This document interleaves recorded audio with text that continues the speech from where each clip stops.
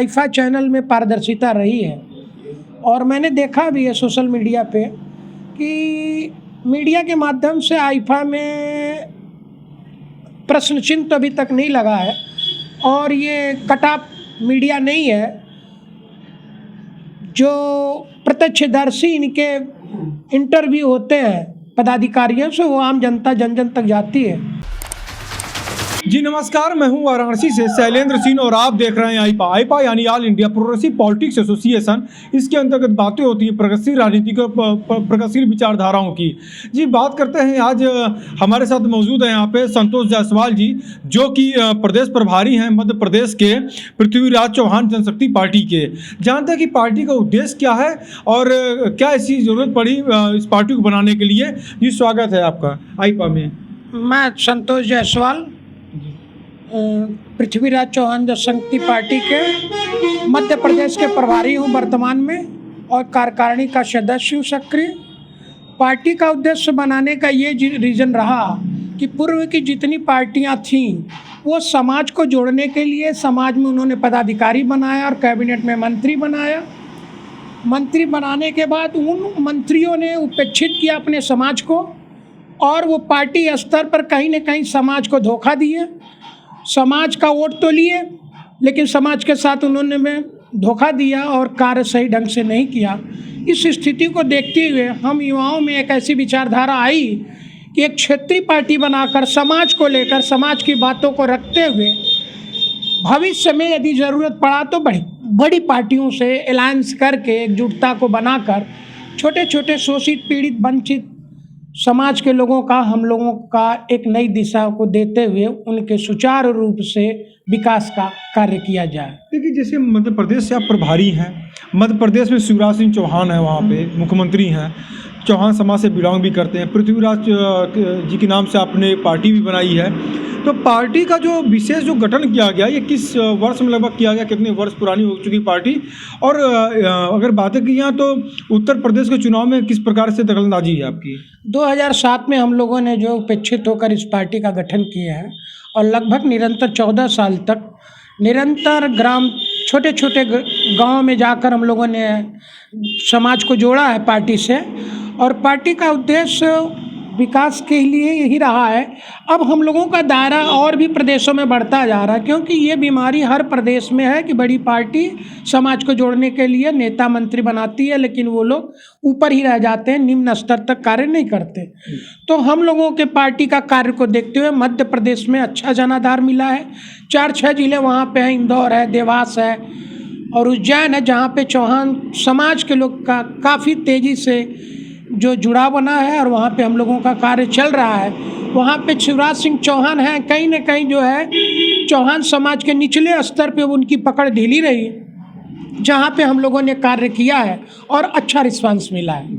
अच्छा, चूँकि पृथ्वीराज जी के नाम से पार्टी बनाई गई है, अगर बातें की जाए तो ये महापुरुष रहे, यहाँ पे एक वीर योद्धा रहे और इन्हें सम्राट की उपाधि मिली। तो अगर बातें की जाए तो जिस तरीके से, चूँकि सवाल थोड़ा सा आपसे पेचीदा थोड़ा सा रहेगा, जहाँ पे पृथ्वीराज चौहान जी की अस्थियों को लाने के लिए एक बार यहाँ पे पहल जारी की गई। और बात की जाए शेर सिंह राणा जैसा जो व्यक्ति जो है, जो दावे करते हैं, वीडियो भी जारी होते हैं उनके, कि वहाँ से अस्थियाँ उनकी लाई गई और कई जगह स्थापित करने की बात है। तो ऐसे में पृथ्वीराज जी को लेकर भारत सरकार का नज़रिया क्या रहा? जब हम लोग पार्टी का गठन किए थे तो उस वक्त हम यूपी के प्रदेश अध्यक्ष थे। तो ये बात मैंने अमर उजाला मीडिया में रखा था कि हमारे जो हिंदू सम्राट, अंतिम सम्राट रहे, उनकी अस्थि जो आज हमारे अफ़गानिस्तान में जिस तरह बताया जाता है कि वो वहाँ पे जो है दफनाया गया, तो हम लोगों ने ऐसा मांग किया था मीडिया के स्तर से कि हमारे ऐसे 10 कार्यकर्ताओं को वीज़ा पासपोर्ट दिया जाए और सरकार पहल करे कि हिंदू रीति रिवाज की वजह से हमारे उनकी अस्थि वहाँ रखी गई, हम लोग यहाँ ले आकर उसका विसर्जन किया जाए।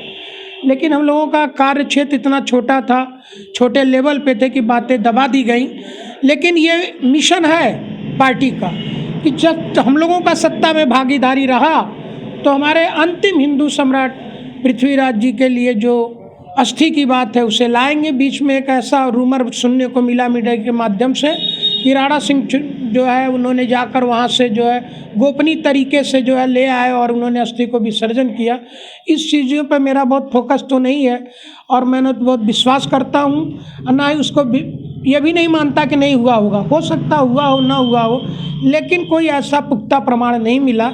इसको लेकर अभी भी पार्टी के उच्च स्तरीय मंशा बना हुआ है कि जिस वक्त हम लोगों की भागीदारी बनी तो इस पर सरकार से भी, अफगान सरकार से भी बात को रखा जाएगा और लोकतांत्रिक तरीके से, मानवतावादी तरीके से उनका जो इतिहास में अधूरे बढ़े उन्हें पूर्ण किया जाएगा। अगर बातें की जाएँ तो जैसे उत्तर प्रदेश की राजनीति में चूँकि जिस तरीके से आपने पार्टी का गठन किया हुआ है तो जो तमाम दल के नेता जो है वोट के लिए आ रहे हैं, तो पृथ्वीराज जी को लेकर चौराहों पर, जगह जगह पर जो है स्टैचू बनाने के लिए कुछ पहल या कुछ और उनको जो किस तरीके क्या सोच है? नहीं रहा। इस बार वर्तमान में हमारी पार्टी घटक दल में भाजपा के साथ जुड़ी हुई है। हमारे अध्यक्ष, राष्ट्रीय अध्यक्ष चंदन सिंह चौहान जी लगे हुए हैं, निस्वार्थ भाव से लगे हैं। कोई सीटों का मांग रहा लेकिन बाद में उन्होंने देखा तो पार्टी के साथ जुड़े हैं, लेकिन कहीं न कहीं भारतीय जनता पार्टी छोटे दलों के साथ अनदेखी कर रही है और हमें तो लगता है कि वो कहीं न कहीं अपने मुद्दाओं से भटक गई है और निचली स्तर पे, मिडिल स्तर पे उनका पकड़ ढीला है, वो अभी अंधेरे में है। और जहाँ तक सरकार में उनकी भागीदारी की बात तो 10 मार्च को बताएगी, लेकिन पार्टी चूँकि अलायंस में है, हम लोगों का सतत प्रयास है कि भारतीय जनता पार्टी के साथ हम लोगों का सरकार बने, उसमें भागीदारी बने। लेकिन वर्तमान में स्थिति को देखते हुए जैसा हम लोग क्षेत्र में जुड़े हैं, कहीं न कहीं अंदेशा है कि वो विफल हो सकते हैं। बड़ी पार्टियां जो हैं हर एक जाति से एक नेता मंत्री बनाती हैं, तो क्या कारण लगता है कि वो आवाज़ आपकी नहीं उठा पाते हैं एक सत्ता सुख पाने के बाद जो है अपने विचारधाराओं से भटक जाते हैं? क्या इन कारणों से जो स्थानीय पार्टी, क्षेत्रीय पार्टी जो बनाई जाती हैं? देखिए, पार्टी बनाने का उद्देश्य तो यही है कि समाज, जब भी कोई भी बड़ी पार्टी समाज में किसी भी वर्ग को अगर मंत्री पद देता है या कोई पद देता है तो इसी उद्देश्य से देता है कि इनके साथ समाज के लोग जुड़ें और अपने समाज का ये भला करें। लेकिन ये लोग कहीं न कहीं विफल हो जाते हैं और मुद्दाओं से भटक जाते हैं। समाज का वोट तो ले लेते हैं लेकिन समाज के साथ तत्परता से उस उद्देश्य के साथ उनकी भागीदारी नहीं दिखती, इसलिए धीरे धीरे समाज कटता भी जा रहा है। और समाज इसीलिए क्षेत्रीय पार्टी का जो पनपने का कारण यही है। और पार्टी स्तर से उनकी मांगे, छोटे छोटे मांगे, जैसे थाने पे हुआ, डीएम के यहाँ, एसएसपी के यहाँ, गांव में ऐसे छोटे बहुत विवाद होते हैं जिनको क्षेत्रीय पार्टी के माध्यम से सुलझा लेते हैं। इसलिए उनका विश्वास क्षेत्रीय पार्टियों में ज़्यादा बढ़ता जा रहा। आप देखेंगे विगत कुछ दिनों बाद क्षेत्रीय पार्टियों में 4-6, 6-6, 10-10 विधायक भी निकल गए। इससे लगता है कि कहीं न कहीं पार्टी में समाज जोड़ने के लिए बड़ी पार्टियों ने जोड़ा, वो लोग समाज के साथ धोखा दिए, समाज के साथ धोखा किए। अच्छा, अगर बातें की जाए तो एक अंतिम सवाल है आपसे। शिवराज सिंह चौहान भी मध्य प्रदेश से सीएम हैं, तो किस तरीके से, चूँकि बीजेपी के साथ इस मौजूदा स्थिति में अलायंस है आपका, तो क्या मध्य प्रदेश के चुनाव में भी आने वाले समय में या अभी लोकसभा का 2024 में चुनाव होगा तो क्या रणनीतियाँ होंगी? क्या उसमें भी आप बीजेपी के साथ रहेंगे या आपको कुछ अनदेखी की, जो आपने बात कही, कुछ अनदेखी आपके साथ हो रही है पार्टी के साथ? देखिए, वर्तमान में तो उद्देश्य पार्टी का, हमारे अध्यक्ष का और पदाधिकारियों का, हम लोगों का ये है कि यदि मुद्दाओं के साथ, समाज के विकास के साथ यदि वो तत्परता दिखाएंगे तो भागीदारी जरूर रहेगी।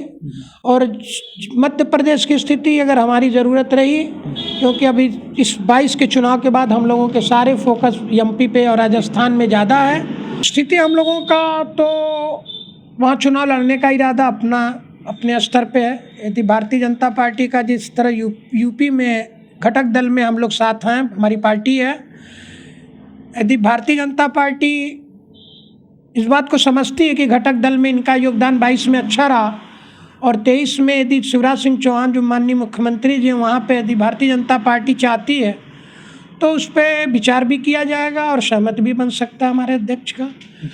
लेकिन मुद्दाओं के हिसाब से ही हम लोगों का, पार्टी के जो एजेंडे हमारे हैं उसको लेकर उसमें भागीदारिता बनती है तो निश्चित तौर पे हम लोग रह सकते हो, किसी भी पार्टी से रह सकते हैं। जब बड़ी पार्टियां समाज जोड़ने के लिए, समाज की भागीदारी के लिए मंत्री बना सकते हैं तो क्षेत्रीय पार्टी को लेकर क्यों नहीं सरकार चला सकते हैं। इस पर विचार करना चाहिए, बहुत बड़ी मुद्दा है और ये इससे और अच्छा लोकतंत्र में लोकतांत्रिक तरीके से इसकी विकास बहुत अच्छी की छोटे छोटे स्तरों में भी। जी, आईपा चैनल की मुहिम रहती है, हम लोग जन जन तक पहुंचते हैं, राजनेताओं के पास पहुंचते हैं, वरिष्ठ अधिवक्ताओं के पास पहुंचते हैं और उत्तर प्रदेश, उत्तराखंड और पंजाब में हमारी चैनल की मुहिम चल रही है।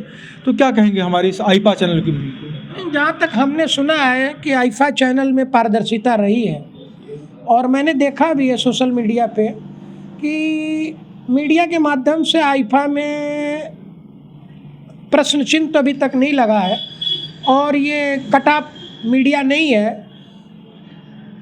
जो प्रत्यक्षदर्शी इनके इंटरव्यू होते हैं पदाधिकारियों से वो आम जनता जन जन तक जाती है।